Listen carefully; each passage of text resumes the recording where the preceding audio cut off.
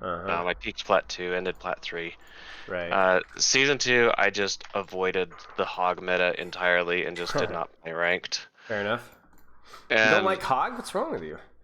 oh, I hate hog. Were you not dropped as a child? You mean your brain functions normally? Okay, strange. Keep going. Sorry. Yeah. Hero pool wise, so my main is Diva.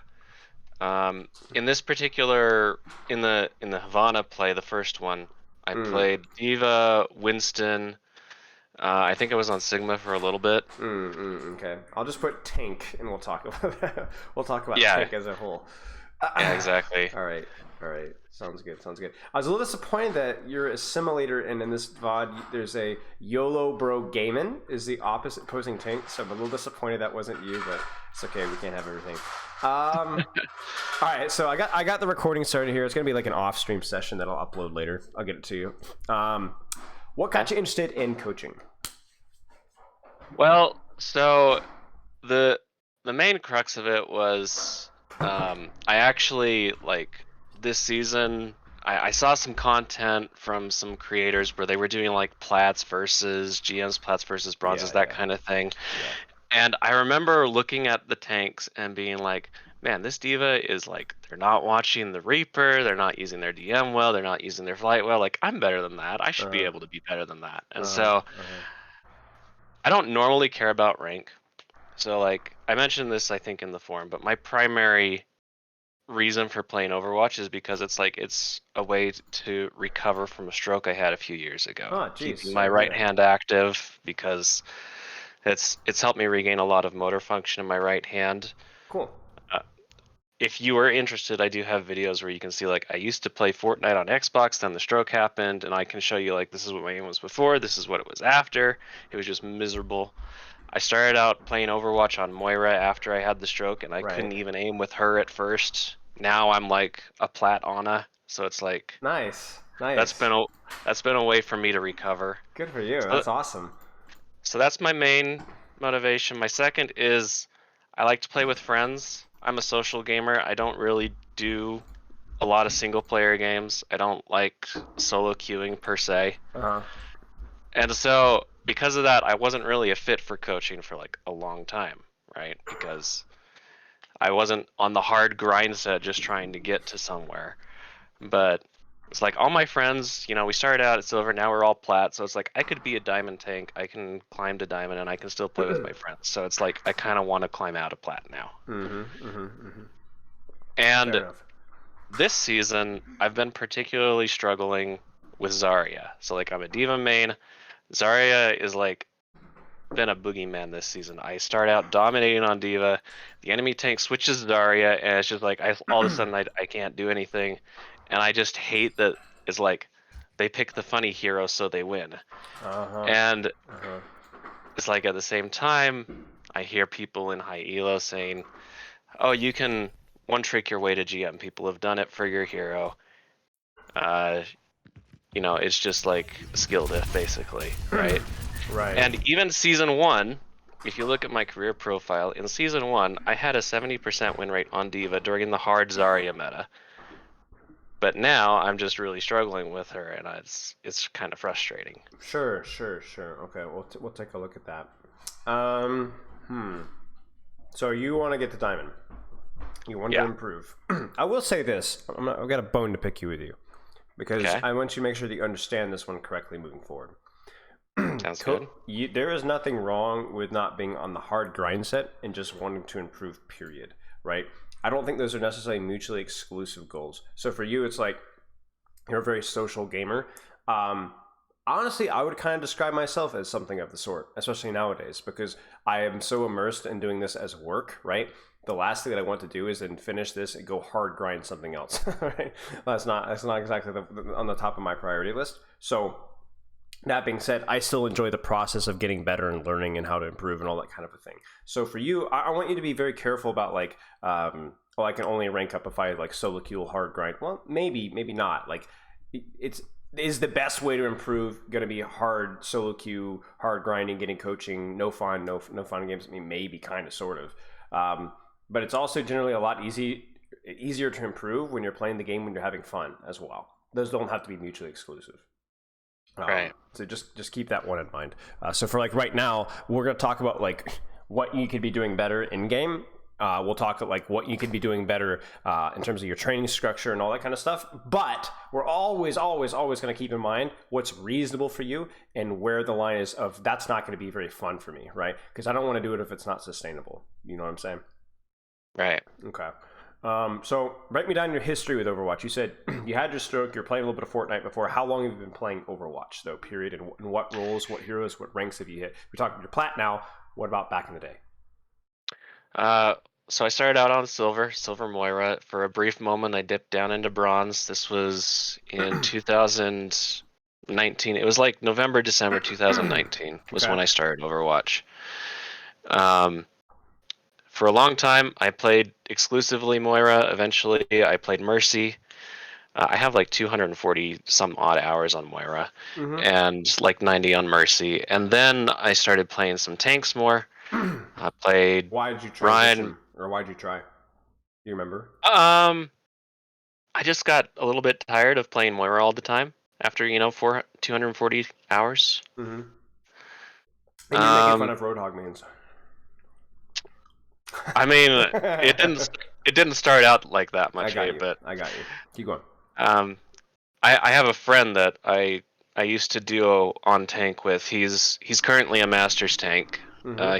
He's a Rhine main, and I would typically be either Zarya or D.Va, and I loved the tank duo in Overwatch Mm-hmm. 1 in that aspect. But when I wouldn't duo with him, I'd always get hog players, and so that's where that kind of started. Because it's Mm-hmm. like I don't want to play D.Va or Zarya with hog. It kind of forces me to play Orisa or Sigma most of the time. Fair enough. Back in the day. So that's where that started. But yeah, I have a good repertoire on most of the tanks. Most of the time I was in gold. Towards the end of Overwatch 1, I started hitting plat on tank. DPS wise, I'm still currently in the low silvers. Back in Overwatch 1, I was in bronze because my aim was just garbage, but Mm-hmm. aim's been getting better. I've been playing more Ashe lately, and so I'm currently silver 1 on DPS ish in that Nice. range. So yeah, that's these days Ana Kiriko on support, currently plat 4. Nice. Okay. So, I have some suspicions, but we're gonna keep going. Let's. Okay. What do you hope to get out of the session? I want to filter out the noise a bit from all the advice I see from media and top 500 players about how to play and what I should be focusing on. I Yeah. also want to develop a solid plan for dealing with Zarya and getting out of rock paper scissors gameplay. We talked about the Zarya thing. Elaborate on the noise.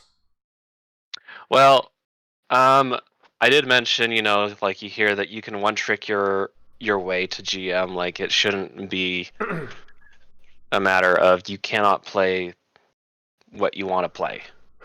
Right. And so what I want to play is D.Va. Now, obviously, I like playing other tanks. I'm pretty decent at most tanks, but I have the most fun on D.Va. Why? And part of that is because she demands the most attention to the field. I feel like when I respond to a situation because I'm aware of what's going on multiple sides of the field, like it's very rewarding. Mm-hmm. And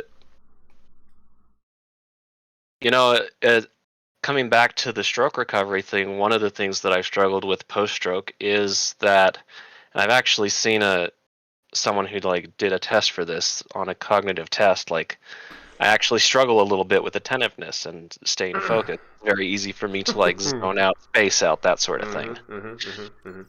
And so I feel like playing D.Va is kind of building that muscle. Right. Sure. I agree. We're gonna have a great time. I'm just ecstatic to get to your D.Va play because I'm gonna talk about something which I'm very excited to share with you. Okay. And then you want to avoid the rock paper scissors gameplay. You said you want to tone out the noise. Is there just a lot of different feedback and advice and ideas do you have floating in your head? You're trying to narrow down, or what? It's mostly the thing that I mentioned. Also, this happens sometimes when I VOD review myself. Like, I'll pick out like lots of little things that I did, but it's like, well, would that have really changed the game? Is that something that I can like boil down to like this is a larger overarching mistake that is actually stopping me from from climbing. Right. Okay, makes sense. How often do you VOD review yourself? Um, to be honest, I don't do it very often, mainly because I feel like when I look at myself, it's like, yeah, I can pick out little mistakes, but like, how much value do I get out of like Right. beating myself up over those little True. things? So if you can't get Because out of like, it, why do it? even in top 500 gameplay, like people make mistakes sometimes. Right. So Of it's course. like, Okay. So, what are your long-term and short-term goals in Overwatch? We talked a little bit about Diamond. Overwatch is my recovery game.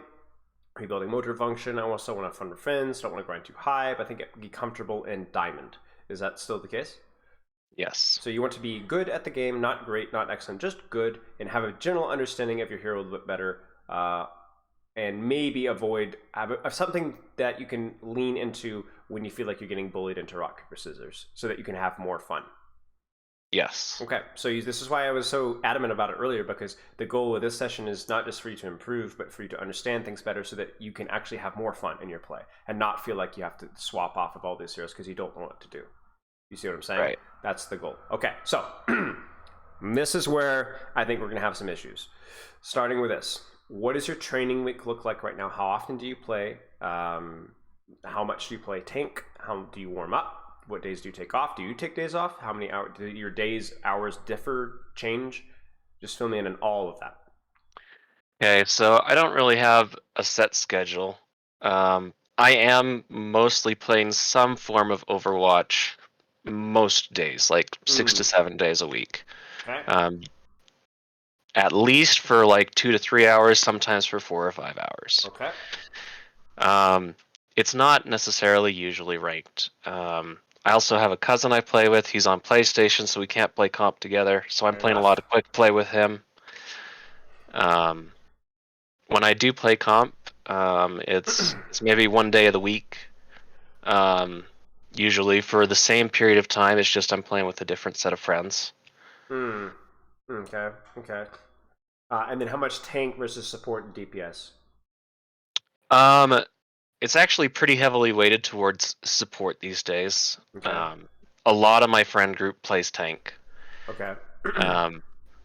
Back in Overwatch 1 when we could duo tank, it was really nice that way, but now it's like, well, only one of us can play tank.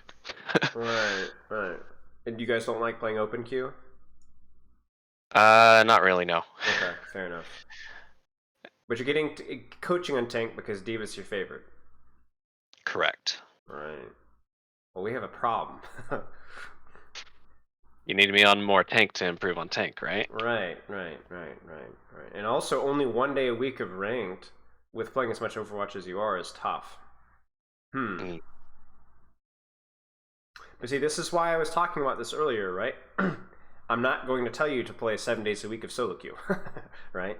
It's not happening. Right. That's unrealistic. So here's what I want you to do. Actually, I'm gonna stream this. Wait, give me Microsoft here. I'm gonna do this. I'm gonna whip out the legendary Microsoft Paint. Give me just a second. All right. So we have. I think the way that we can look at it, some people look at training is it's either super serious or super casual. So super casual would be like 5 hours of quick play, every once a week, and then you're flexing and you're screwing around and playing mystery heroes and never warming up. You have like a rainbow profile playing all the same heroes at the same amount, whatever. And the super serious is like, you're grinding like really hard. You're doing nothing but solo queue, not talking, always joining voice, hard calming, whatever, playing like 5 hours of ranked every day, only one hero, one role, whatever. And then, you have to find where on this spectrum you lie, how serious you are, how casual you are. And I think that's fairly accurate. You do need to find out like how serious you are about the game. For you, you want to be a diamond. So if I were to, slap an arbitrary number, if this is like bronze, silver, like over here, right? So bronze or silver over here, and this is, let's say, grandmaster, or top 500 even, you would fall, because you want to be diamond, probably somewhere right around here, right? Somewhere right around there in terms of how serious you are about the game, right? But what you can do is it's a lot more dynamic than that. It's like 3-dimensional, because it's like I don't even know if I can draw. It's like 3-dimensional here.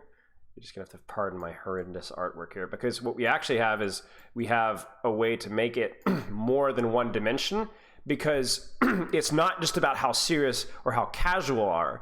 You, within that very spectrum, you can choose how deep you want to lean into certain things. For example, what composes a serious player? A lot of solo queue, right? What else composes a serious player? Someone that is self-reflective, analyzes Okay. themselves, and looks at ways to improve. Right. So let's stop right there. So serious player is self-reflective. The right attitude for improvement. Okay. Solo queue. What are some other things that you have to do if you want to be serious about the game? You have to play consistently. Play consistently. What else? Um, How many roles? Usually one, but there are people that are serious on all roles, of Right, course. but they're not pro at it, are they? Even Overwatch League players aren't pro at it, right? An Overwatch League player will be good or great at all roles, but there is still a role that they specialize in. But one role, generally, right? Few heroes. Right. That might change depending on the meta. Right? So, what about the casual player, right? Not self-reflective, never solo queues, right? Doesn't play consistently, not one role, few heroes. So here's what you can do. This is the really important part. Which one of these boxes do you want to either check completely or at least partially check? Which one do you think that you cannot really consistently do? You just think it's unreasonable or is not what you want to do?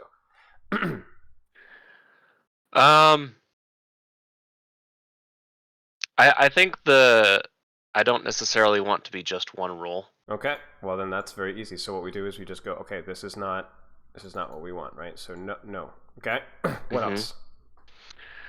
A few heroes I can check. I can limit myself to 1 to 2 heroes on every role pretty comfortably. Perfect. Okay. What about your time requirement? It sounds like you're playing a decent amount. Yeah. Right. So I think like an average of even just 3 hours per day is good, right? We can do that consistently as well, right? Yeah. Solo queue. I don't necessarily mind doing solo queue. In fact, my DPS, I pretty much play solo queue because I'm a silver DPS. My friends are plat. It's a little bit uncomfortable that way. Sure. So we'll give it a blue X. So kind of, right? Sort of. Yeah. Okay. Self-reflected attitude. I feel like that one should just kind of always be a check. Sure. So, you kind of see what we got going for us, right? So even though you're more of a casual player than a serious player, it's actually only one and a half things that you really are can do, right? Everything else is pretty good with that. So let's lean into that right now. Let's construct your training structure. So you already play consistently. You already have a good attitude for it, but we want to limit the heroes. Okay, so then we talk about tank. Tank, what do we want to limit to? Tank is D.Va. What's the other tank? Give me one more tank that you enjoy besides D.Va. That is a great question. If you don't have the answer, that's okay. We could just put in a question mark. Yeah, so I mentioned, I think, in the forum that I was actually considering leaning more into Ramatra. Okay. For my off tank, what I'm really would like is someone that is not as easily countered. Sure. So let's just put question mark. Okay. Yeah, as far as tanks I enjoy Winston, I enjoy Reinhardt. I decently enjoy Ramatra. Sure. I don't have quite enough time to say that I actually love him yet. Fair enough. And experiment with it, right? And maybe some metas, some heroes feel really bad, some metas, some heroes feel really good, and that can change. Maybe D.Va remains the constant, but this one changes on a month-to-month basis. That's okay, as long as it's not happening on a day-to-day basis, right? Right. Okay. What about DPS?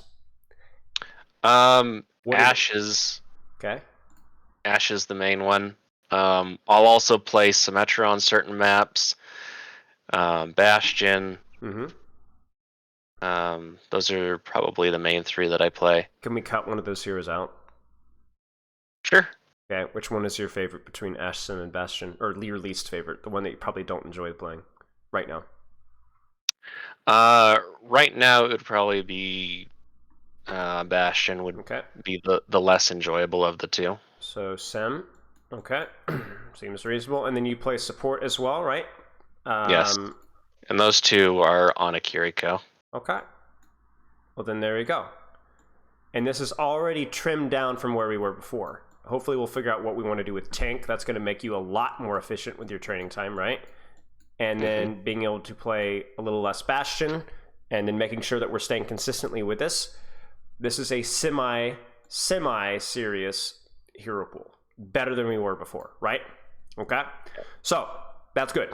The time is fine. We don't need to talk about that. I will say consistency with the time is very important. Better to play for, seriously for 1 to 2 hours than it is to play for 4 or 5 hours and then not play at all. And then the self-reflective attitude. Okay, so this is where we have to kind of tie everything into a nice, tidy little bow, though, because you have the problem of where you play socially, but you also want to have time for your own self-training. So my recommendation is to generally put the first hour or two, let's just put it this way, the specific focused training time, the solo queue. You're working on Diva, you want to improve your rank on Diva, on tank, that goes first whenever you can. And that can be an hour and a half, 2 hours, 3 hours, whatever, however long you have. And then everything else, once you're a little bit tired, a little bit distracted, you can just play for fun, play with your friends, right? So with that in mind, what do you think could be a general guideline? This doesn't have to be a tight set structure, right? Obviously, it's going to depend on your friends' availability. It'll differ week to week. But what do you think will be a good general guideline for this for you? A guideline of like how much time to start out serious? Sure. How much time to start out serious? Like how many days do you start out? Maybe there's a couple of days where you don't play ranked. Like your problem is that you said 1 day a week you were doing solo queue right now, and that's not enough, right? So what's the low-hanging fruit here? Where do we want to lean into improving here? So one of the reasons why I'm not doing ranked as much is because I kind of got burned out on Zarya, so I wanted to like take a break until I had a solid plan. Okay, sure. So, I can definitely amp up the time in ranked as long as I feel like I have a plan and I'm not just helpless, basically. Sure, makes sense. So where would you be?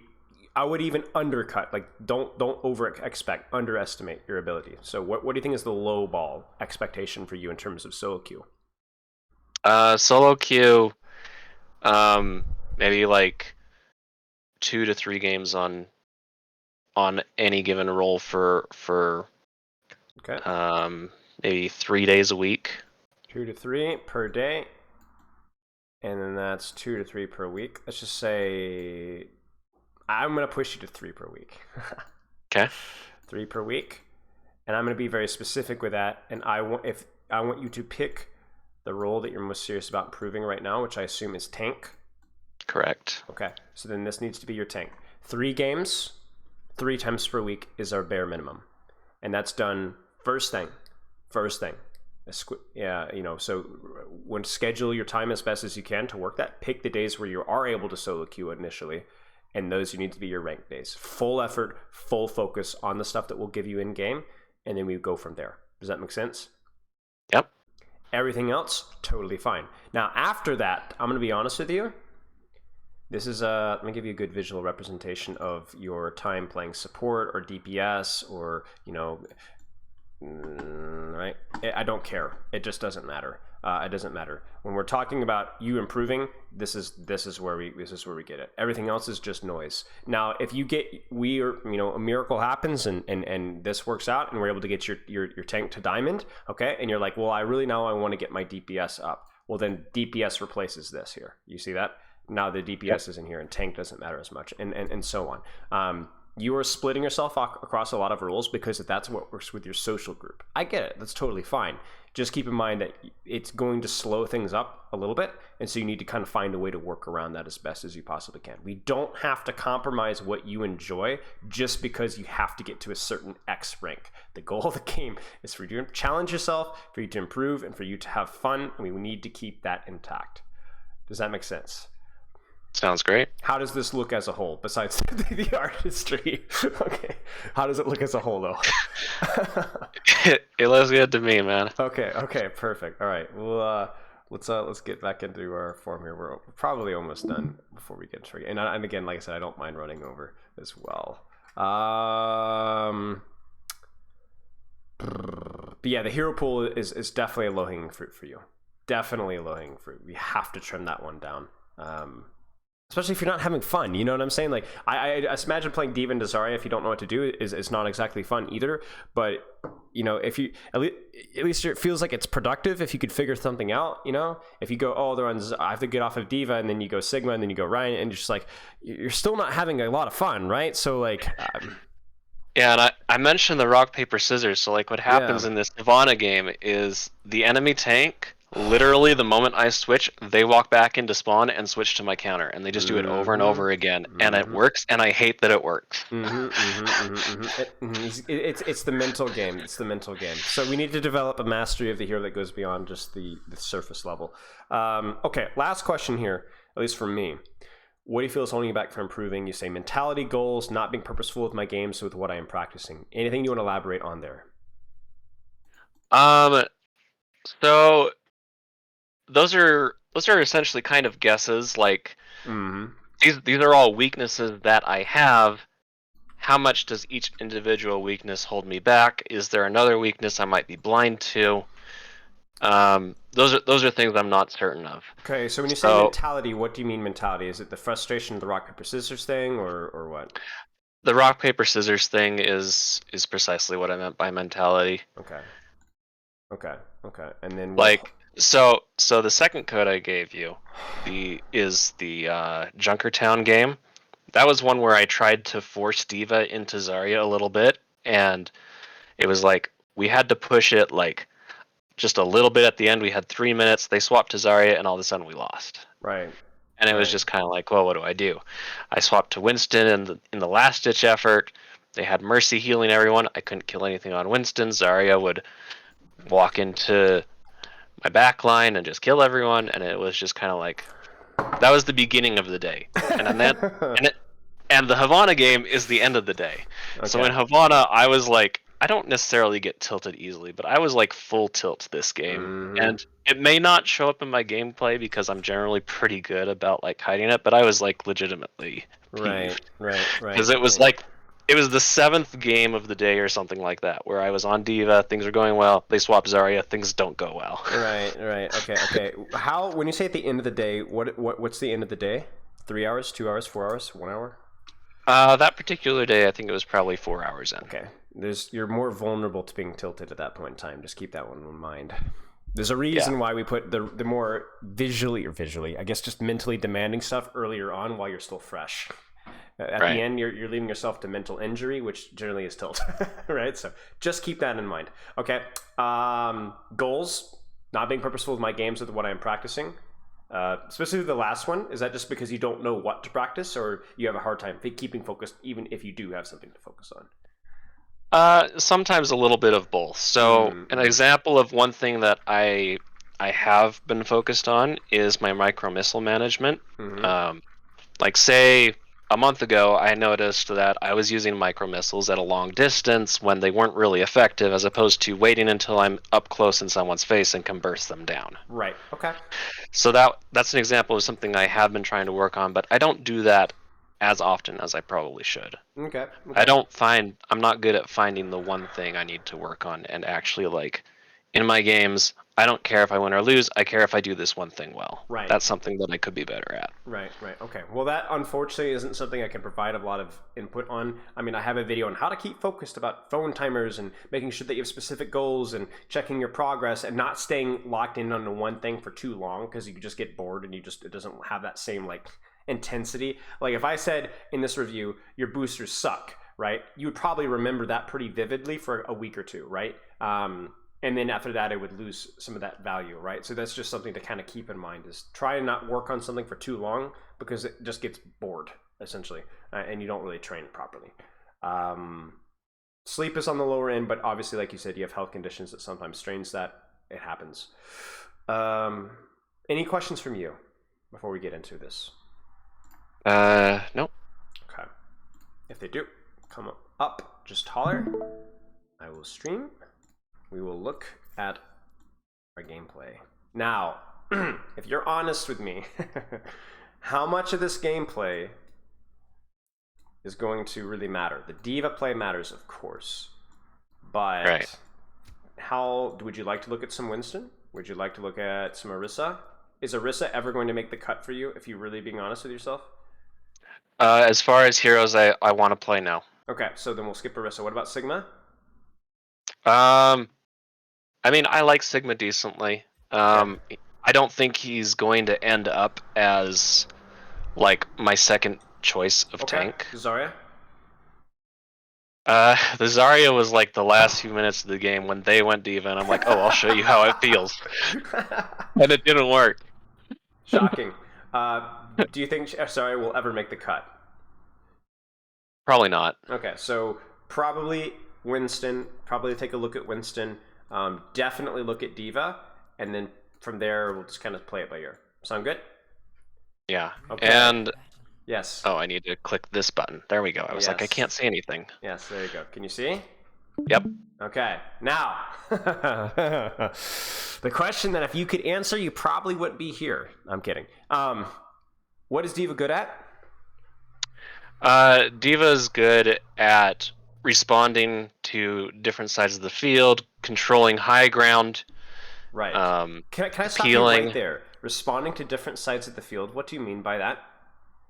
So there's a clip by Emong back in Overwatch 1 days where he's on Gibraltar and he's like, your job as D.Va is go to the front line, peel for the back line, go back to the front line, get the pick, peel for your tank, peel for your support. I'm doing all this at once, and it's kind of like a joke, right? Yeah, yeah. But it's like it's kind of that thing, right? I'm not sitting on the front line like a Reinhardt. I'm seeing someone is isolated over here. I put pressure on them, hopefully kill them. Someone's aggressing my supports. I come back and peel for them, and my mobility lets me respond very quickly, so long as I'm aware of what's going on. Sure.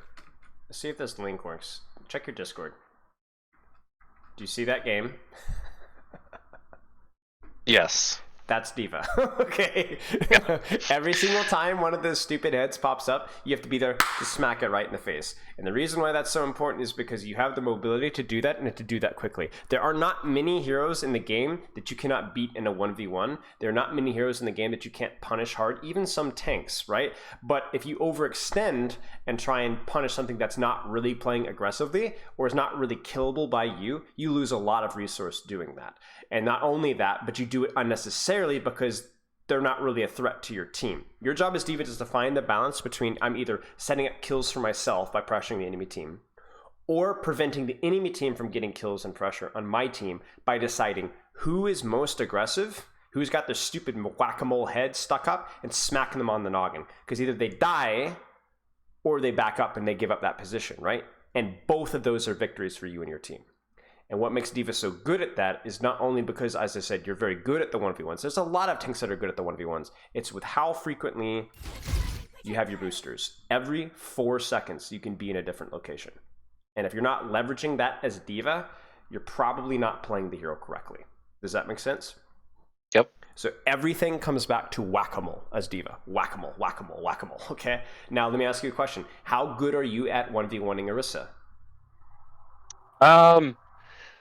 Not really like a 1v1 ideal matchup. She just has so much armor that it takes a lot to burst through her. If she's like down to half health, then obviously I can. Sure, but that's an opportunity. That's the whack-a-mole, right? That's the whack-a-mole. Right. That's the other thing about whack-a-mole. Even if somebody's not aggressive, if they're low, you see an opportunity to do something just to get a kill, go for it. It could be you being the aggressive one here. It's not completely black or white. So look for opportunities, make a decision. Now, right now, you can already see who is playing too aggressively on the enemy team right now. Not even too aggressively. Who is playing aggressively?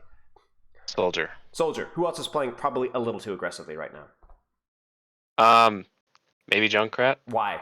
He's with his Orisa though, right? He's with his Orisa, but he's really far forward, and like it's like a matter of looking 1 pixel left to like Yes. pressure him, Right. and Diva's really good against spam, so I can just eat up all of Right. his That's the thing, damage. is he's right next to his Orisa, but also he's right next to his Orisa. He's 200 HP. Orisa's 7,000 HP, right? So if you have to pick and choose which one that you're better versus which one can you threaten to kill on more, which one can you eat the spam more, which one's more lethal, there's your decision right here. Now, the only other thing that you have to consider, and this is the perfect marriage between playing whack-a-mole and not just completely getting your own head smacked in, is what defines aggression. How do we know that this Junkrat is playing too aggressively? Let me ask you a really stupid question. Is this Orisa playing too aggressively right now? Or this Junkrat playing too aggressively right now? That is really far forward for an Orisa, and yes, also a Junkrat, because they're really far from the corner that they would like to be at to use for natural cover. Okay, but you're wrong. You don't want to know why? Why? Because we're in spawn. We can't punish them for being there. Okay? So let me ask you a question. Is this soldier or Junkrat feeding? Now. Probably not now. He's pretty close to the corner. You can use his mind to jump away. What about the Junkrat? Screw cover. Stop thinking about cover for a split second. Look at where your team is. Okay? Is your team in any position to punish this Junkrat for where he is? No.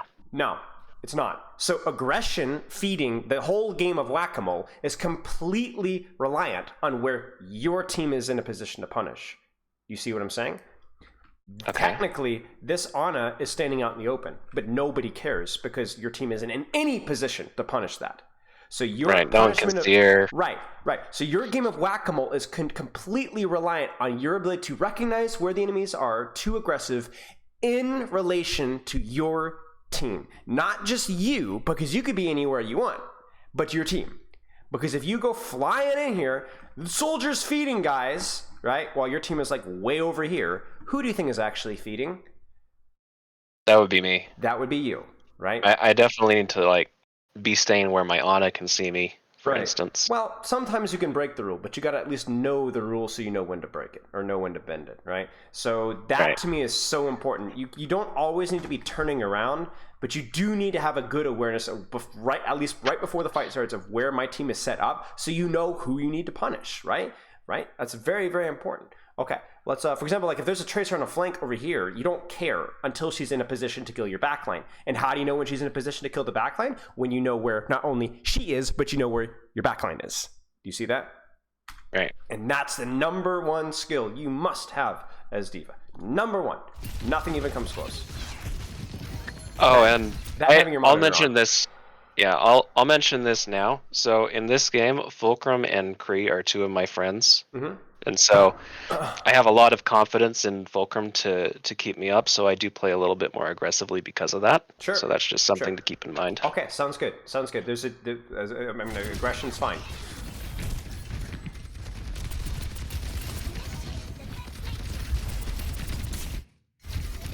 Do you think this Orisa is playing aggressively in relation to your team and her team? Not necessarily, and you'll see in a second, I actually switched from her to the soldier pretty quickly. Right, but is soldier in a position to do anything aggressively? No. Not particularly. So let me ask you a question. Where should you be right now? I mean, I don't necessarily, like, gut reaction have necessarily a problem with where I am. I'm in line of sight of Mayana. Mercy's there. You could argue maybe I should take high ground, but that lets the Orisa... Well, I was going to say that lets the Orisa rock between me and my team, and that's not good. Okay. Why is it not good? It forces my backline to peel further back because they don't have anything in between them and the Orisa. But aren't you in position to go for their backline easier at the same time? Possibly. I guess it depends. That's why you'd go here, right? So that you can avoid the Orisa entirely and go for backline, right? Maybe not kill them, but distract them, right? While Orisa's doing the same thing. But who do you think is better equipped to deal with backline and or get out? D.Va, right? So it actually favors you to avoid the Orisa, take the high ground, make sure there's nobody in this team that's going aggressively, like we said, the whack-a-mole. And then if there's nobody going aggressively, just keep pressure on them. Let your team deal with Orisa. Okay. I know it's tough, but that's what we have to think about. Yeah, and that might be a remnant of me being used to being an off tank in a 2-tank game. Right. You are helping your team by taking favorable 1v1s in this game of whack-a-mole, right?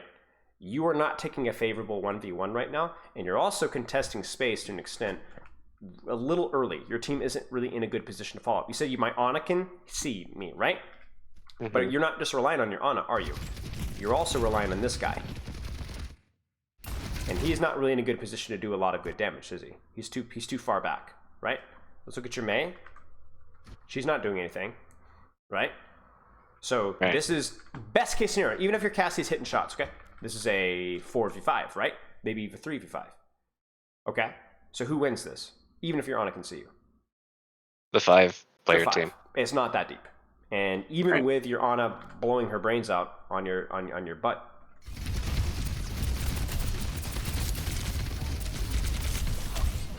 Right? Right. Not that deep. She even had to use nade on you, which she would like to have used on them. And funnily enough, look at that Orisa's HP. It's full. Shocking. Not a favorable 1v1. That's the number one problem. Number two problem, you did it a little too early. You played the game of whack-a-mole. Even if you were to shoot the Orisa, right? Okay?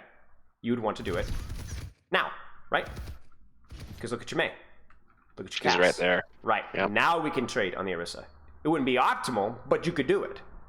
So, okay. Let's keep going. Whack-a-mole. Do you see it?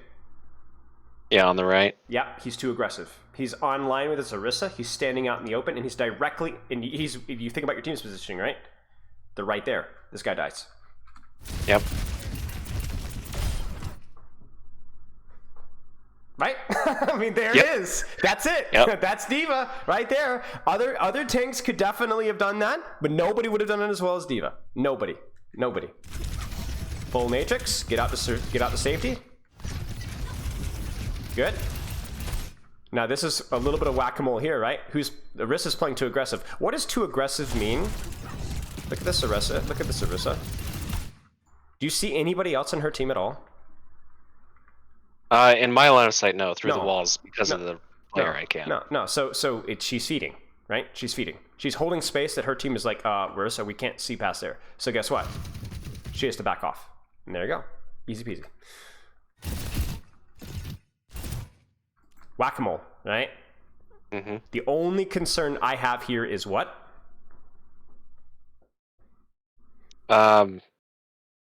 If you're saying there's a specific concern here, I'm not sure, but in general, you were saying it needs to be a favorable 1v1. Right. This is a favorable 1v1, right? Right. But where's your Ana and Cass? They're back there. All right. Is this bad? So long as I get the kill, I don't think so. I think it's okay. I can just get back to them. You do have your Mei. You do have your Mercy, and your Ana Cass will be here soon. My only concern was just to make sure that you're playing the game of whack-a-mole in front of where they could actually help you, right? Even if they can't help you on the target, they can shoot the Orisa who's not getting help now. Do you see that? Mm-hmm. Okay. Good. Now, who should you stop shooting right now? The Junkrat. The Junkrat. He is no longer a threat. So then what should you put your attention on? The Orisa. The Orisa's dead. Or the Ana's. The Orisa died. You see this? You see this? How did the Orisa die? Right? Who killed the Orisa? Looks like Cassidy and Mei work together on it. It's a trick question. It's a philosophical question. You killed the Orisa. Look at the Ana. Do you see? Oh, she's helping the Junkrat. Look at the Kiriko. Look who she just used Suzu on. The Junkrat. Right. So who killed the Orisa? right? I guess me, right? Yeah, you do. Remember when we talked about you taking high ground and zoning backline, and you're like, oh, well, what about the Orisa on my backline? Right. It's not always going to end up like this. Like maybe she's got ultimate, or maybe she plays it a little bit better mechanically. I don't know. But this is what I'm talking about, right? This is what D.Va does. You could take any 1v1 you want because of your mobility. It's not always easy, right? Otherwise, everyone would be top 500 with this hero. But This is what I'm talking about. Okay? Now she's out.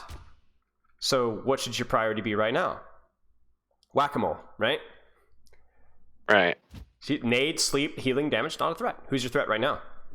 Symmetra. Go back to Symmetra. Is Symmetra a favorable 1v1 for you?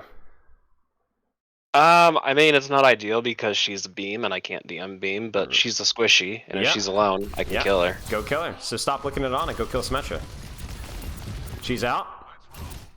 Don't over pursue. This is over pursuing. Why is this over pursuing? First off, your HP is a little bit of a concern. But where's your team right now? You know. You don't even have to turn around. You know where they are. They're around the cart-ish. They're around the cart, right? Your Mei is with you, but there is no help to be had from where you are right now. So I will be shocked if you don't DMAC here and die.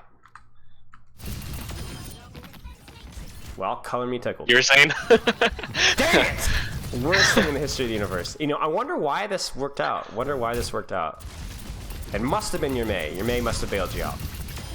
And you're also Cass hit a shot. Oh my goodness, your Cass hit a shot from all the way over here. Holy mackerel! Because I thought the junk was gonna DMAC you, but okay. Well, I guess I'm retiring. So bad news. Coaching session's over. Oh dang. Yeah. Good. You were right, but at what cost?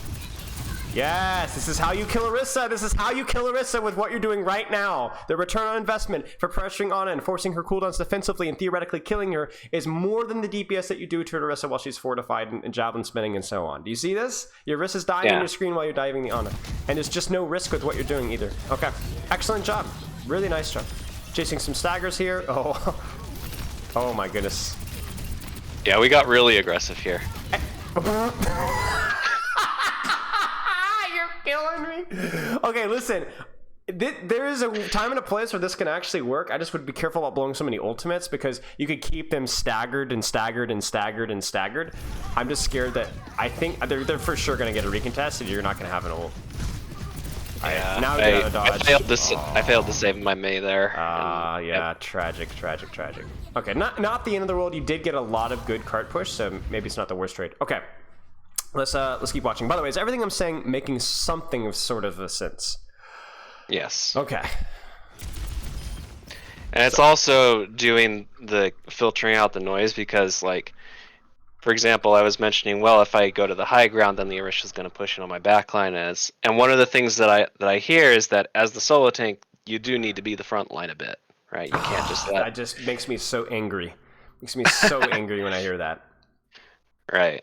You need to create space for your team, which may be helping them out when they get pushed on their space, which might mean peeling, right? Or is pulling resources away from your team so that there's no follow-up on the Orisa. Because if the Orisa solo dives her team, but her soldier and Junkrat are not helping her, the chances of your backline dying are significantly lower, right? It's the same thing with a Winston jump. You can blow up a Winston, but if that Tracer has Pulse Bomb and there's a Sombra, if you focus the Winston and allow the Tracer and Sombra to do what they want to do, you're going to die to the Tracer Sombra, not to the Winston, right? More often than not. So you have to, again, look objectively at your hero. But yeah, the frontline stuff is just absolute, complete misinformation. It's bogus. Now, let me ask you a question. When would you theoretically frontline or play tank matchup focus as D.Va? Think about the 1v1 focus we talked about. If there's an opportunity? Sure. If there's somebody low, right? Somebody way overextended on the front line. What about if their tank is on Reinhardt? Do you want a 1v1 or Reinhardt as D.Va? Only if I can, like, stay out of his hammer range. Right, not very good, right? What about a Winston? Would you frontline 1v1 a Winston? Sure. Yeah. What about a Doomfist?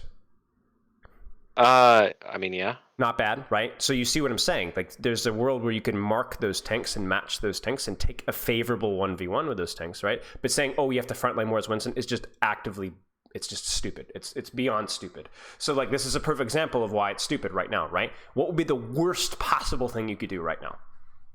Be in front of the Reinhardt. Be in front of the Reinhardt, right? Let the Symmetra do what she wants. Let the Ana land every nade, every sleep. Let the Kyriak go flank. Let the Junkrat eventually will get there and drop into you and spam your backline. You will lose the HP trade. You will die, okay? You will do nothing. So then what's the best thing that you can do once your team takes a little bit of space and walks forward? What should you try and do? I think it's what I actually end up doing here, I'm which so is excited. focus on the squishies Sure, here. sure. As long as you're playing the game of whack-a-mole where your team can help, right? Even if your team just focuses the Rhine while you're focusing the squishies, that means that Rhine will probably get no shield because a cast Mei is better at dealing with a Rhine than you are. So let's see what happens. Your team is there. Okay, I love the little check there. That's really good. And even this, like, for example, this, all of a sudden, focusing Rhine doesn't feel so bad because now you don't even have to worry about shield, right? So if you were to focus Rhine, now would be the time, right? I'm not saying you should, but even just coming at it from a different angle allows the bad 1v1 to not feel so bad. Do you see that? Right. Okay. This is good, though. This is good. Really good. Really, really nicely done. There's the Ana. There's the Kiriko. They're all focusing on you, and you still got the kill.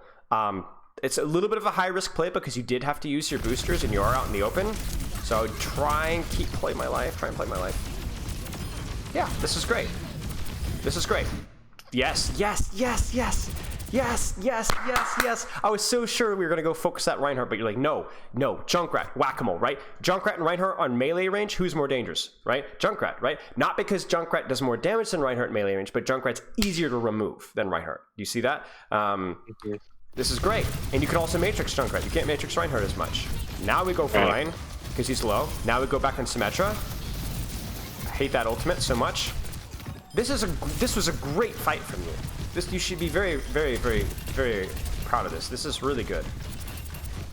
Now we focus Reinhardt. Why?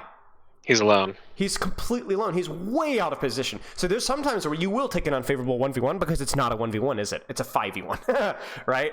The only thing here is just be careful that this Reaper doesn't come back because it's likely that's what he's going to do. It's the only problem I think I have. And there you go. But we go with the Reaper. Nice. Nice, nice, nice. This is really good. Nice. You understand why that went so well, correct?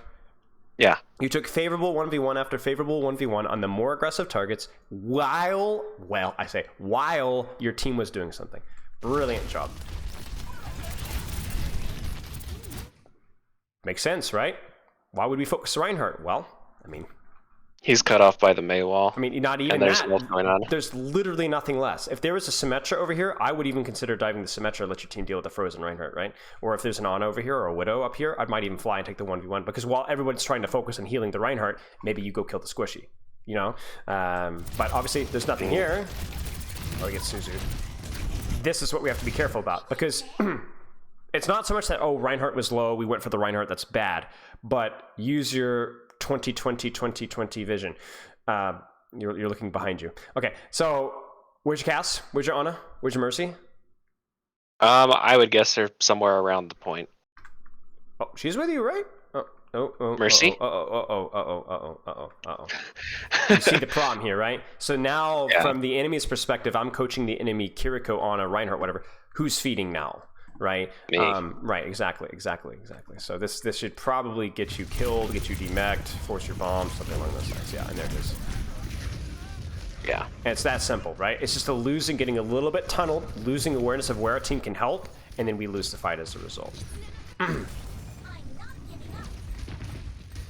Now, this point, up until later on the point, will feel difficult with D.Va. Why? Well, the high ground is just so far away from its payload. Why is high ground good? We talked about it earlier. Why is it good?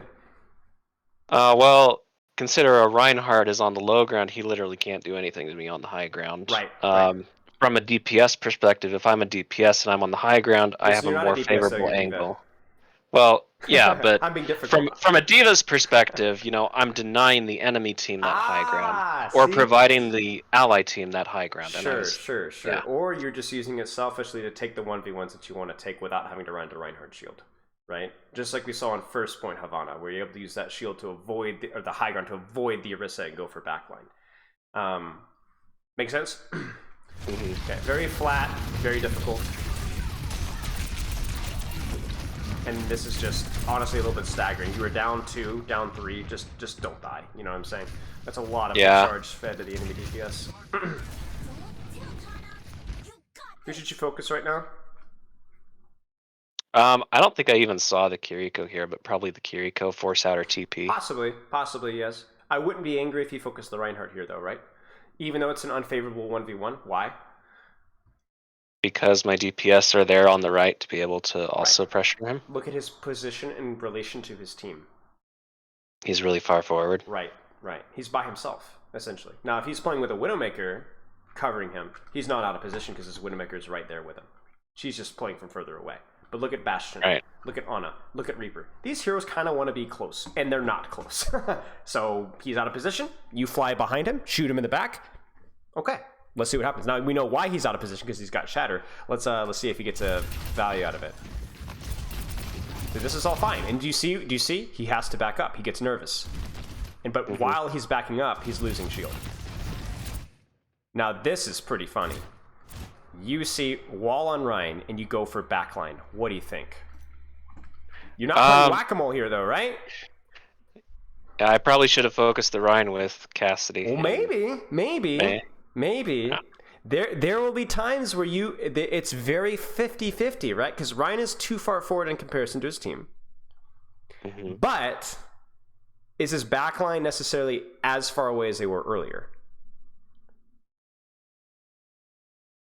They are separated by a wall, but I guess they're not far. Right. They could follow up here. What do you think this Bastion, this Ana, and this Reaper is going to do? Well, they see me, they're probably going to focus me. Right. They're going to pop turret, they're going to blow nade, they're going to blow sleep, they're going to try and shoot you, right? So what does that mean for the poor Reinhardt? He won't have anything to help him afterwards. I wonder if what you're doing now is the better play. The only question is, can you survive it? And the answer is yes, if you, what? If I use my DM properly. If you use your DM properly, sit there with your fat, stupid 3 seconds of Matrix, and then even just duck behind the corner afterwards. That's why high ground's good, too. It gives you cover. So for you, use your Matrix, 1, 2, 3, shoot a little bit, and then maybe just duck behind cover, right? And maybe that Ryan dies. What do you think? Yeah. Let's see. Yeah. Use it all. And there it is. Now, obviously you guys might just straight up lose this fight anyway, but why? Why do you lose this fight? Look at the Reinhardt. He almost dies. He's no shield. He's 300 HP.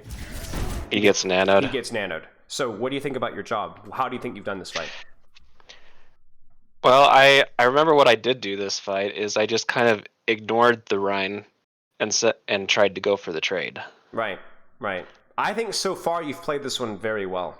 I think you've done a really good job. Look at this. Look at this. Sleep, nade, bam, eaten. And this on is 1 HP. And you've eaten all the turret. And this look at they're in no position to follow up either. Do you see that? So I'm also nanoed. Yeah, so let's see. Too much attention.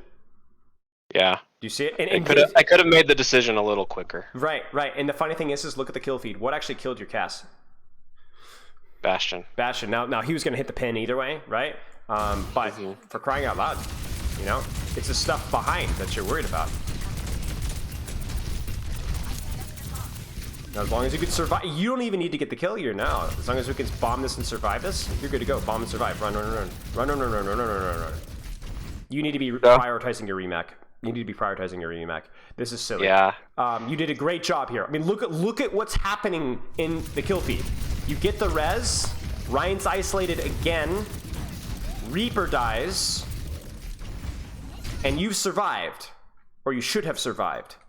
This is great D.Va play. This is great.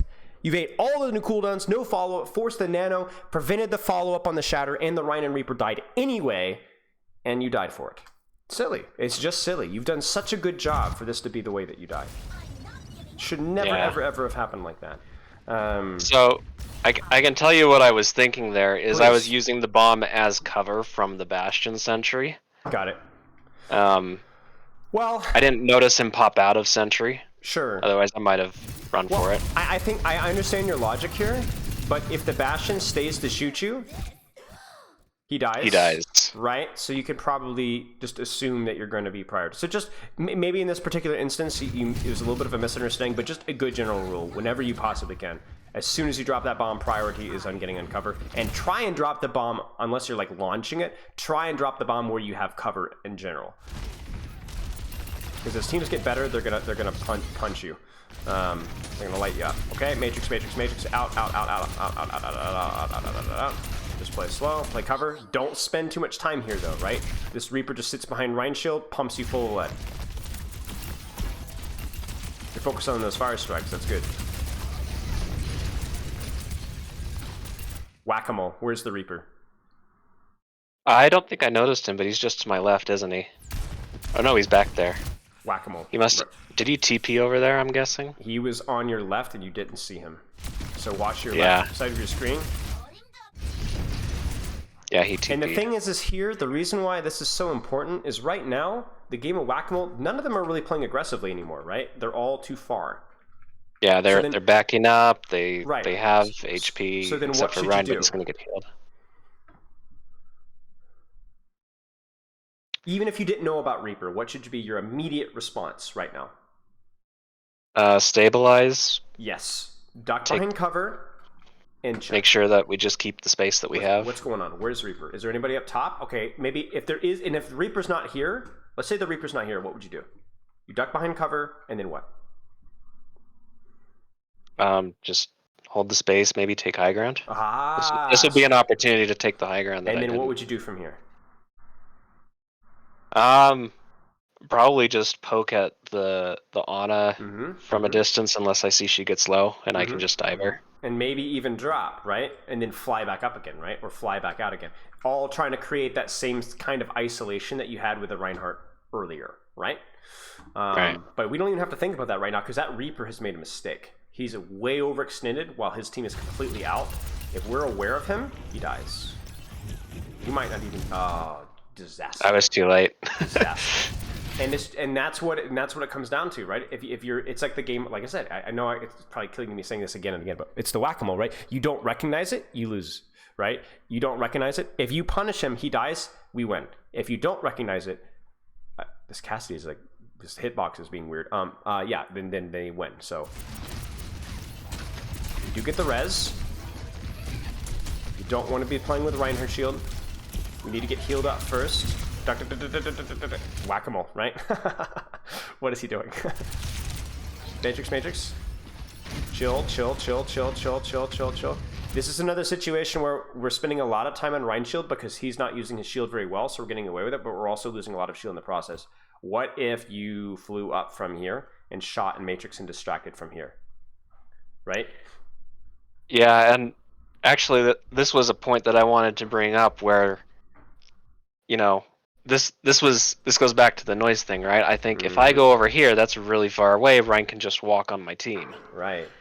And so that's why I didn't take this, but I guess I should have. Right. You are not the you can. It's about return on investment. You doing damage to Reinhardt is pressure. It's good. Okay. But your hero is better designed to 1v1 and deal with squishy follow-up. And as we already saw earlier, the fastest way to kill a Reinhardt is to cut off his lifeblood, right? To cut off his Kiriko help, to distract the Bastion, to distract the Ana, to get an angle to where you can easier eat, nade, or sleep, or bait the nade and sleep onto yourself, right? So with you here, you're going to be able to do more than just shoot a Rhine shield. You're going to be able to completely have or completely remove his healing, prevent all damage follow-up, and make it literally a 1v4. That's what we want. And the reason why we do that with D.Va is because that's what your hero is good at. It's what your hero is good at in a 1v1. If this was a Rhine versus Rhine 1v1, would be a different story. Does that make sense? Yes. So let's see what happens. And this will work sometimes. Sometimes that Rhine will make a mistake. We can see it right there. He's not doing a good job juggling his shield.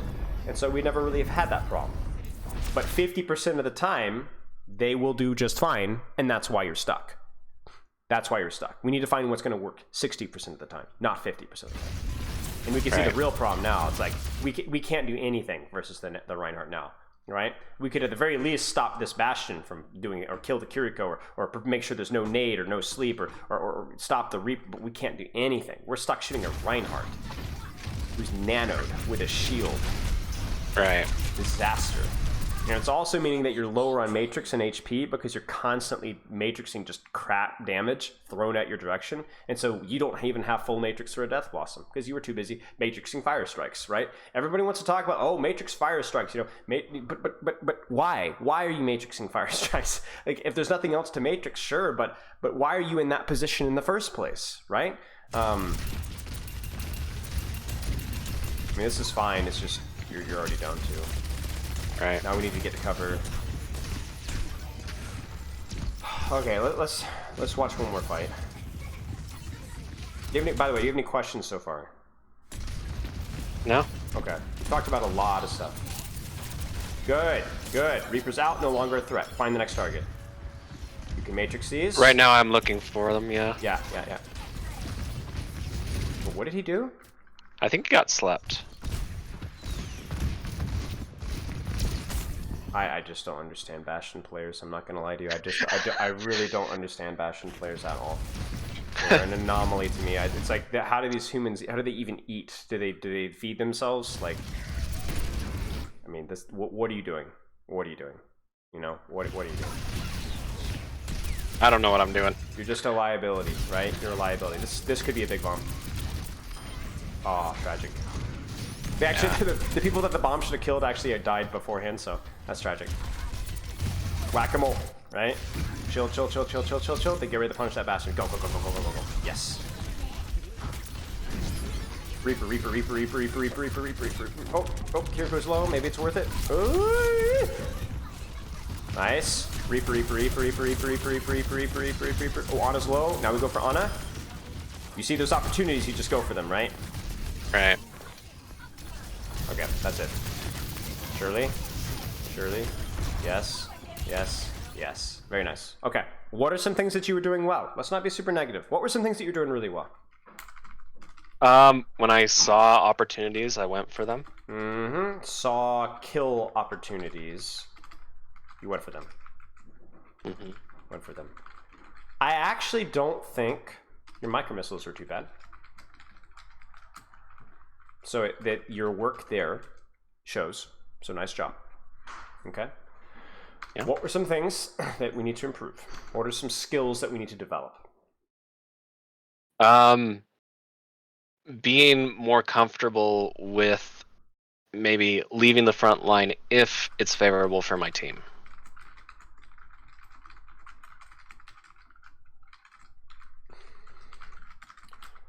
Or not favorable for you, because it's the same thing. Right. The hard part about that is, and I think it's the #1 reason why we see so much frontlining diva, is it is not as satisfying flying onto a high ground and matrixing Ana shots and doing ticky damage and then hiding again and then matrixing and then shooting. You don't do much damage playing like that until you actually commit, right? Right. But it's about all the attention that you're getting that matters so much more. It's like when you flank as Tracer and you go in the back line, your uptime, your downtime might be kind of wonky, right?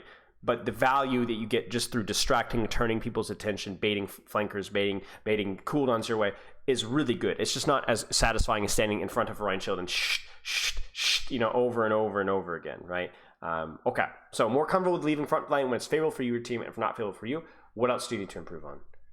What's a skill we need to develop? Oh boy. My brain is just kind of overloading with everything that's happened, trying to think of that's okay. What was the big takeaway here?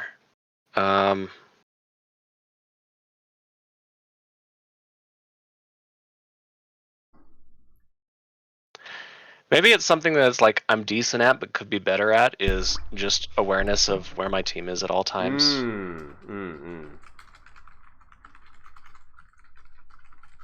Why is that important? Well, because that's what informs the decision of where opportunities lie, if my team needs peel or not, and also how aggressive I can be. And maybe another thing I can work on is not taking unnecessary damage. I do have a mindset a little bit of soaking up damage to help feed my Ana ult charge, which maybe isn't always the best thing to do. No, not in Overwatch 2. Very rarely is that the case. If they're close to a support ult, sure, totally fine. But the majority of the time, no. It's going to put undue pressure on your supports and probably encourage you to play in a position or a style that doesn't complement you, as we've already seen. I want you to try and do your best to stress test and experiment with positioning and how you play around the map and how you see opportunities. Now, what I'm going to ask you is one more question. We didn't talk a lick about Zarya, but we gave you every tool that you need to play with versus Zarya. How are you? Remember, it's the 1v1s and the whack-a-mole. How are you in the 1v1 versus Zarya? Horrible. Horrible. So then what should be your number one goal then? Is looking for Zarya to be far enough away from her team that I can apply pressure to the rest of her team and let my team deal with the Zarya. Right. And let's put it this way. If they're all clumped up in a giant hunk and they refuse to take any off angles, refuse to give you opportunities to split off and control space, then what do you do? Count bubbles. Sure. How about this one? You take an off angle. Because they're not on any off angles, you take the entire map, you hard flank, and then you drop on their backline. And the Zarya turns around and beams you, right? But it doesn't matter, right? As long as your team can follow up, doesn't matter. Zarya can't kill you very fast. It's just not a very favorable 1v1. That's all, right? So you take the favorable 1v1 on a different target. I don't care if Zarya is beaming me, as long as I'm shooting something that's more valuable than shooting a Zarya, right? If you force her bubbles by doing that, then you fly out. And then you do it again. And then you do it again. And then you do it again. And she's going to run out of bubbles faster than you're going to run out of HP if you play it well.